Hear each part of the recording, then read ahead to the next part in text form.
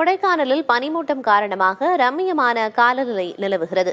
இதுகுறித்து நமது செய்தியாளர் மகேஷ் ராஜாவிடம் கேட்கலாம். மகேஷ் ராஜா, அங்க காலநிலை எவ்வாறு இருக்கிறது? சுற்றுலா பயணிகளோட வருகை எந்த அளவுக்கு இருக்கு? என்ன விவரம்?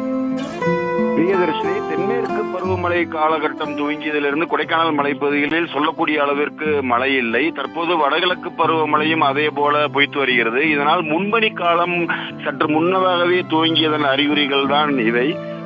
தற்பொழுது காலை வேளைகளில் சூரிய வெப்பத்துடன் கூடிய பனிமூட்டங்கள் கொடைக்கானல் மலைப்பகுதிகளில் ரம்மியமாக உலா வரும் காட்சிகளை நீங்கள் பார்த்து கொண்டிருக்கிறீர்கள்.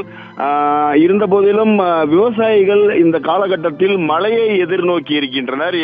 ஏனெனில் இப்பொழுது இந்த ஆண்டின் கடைசி பட்டமாக பூண்டு, உருளை, கேரட் உள்ளிட்ட பயிர்களை விதையிட்டு மழைக்காக காத்திருக்கின்றனர். முன்பனி காலம் முன்கூட்டியே துவங்கியதால் விவசாயிகள் கவலையடைந்துள்ளனர்.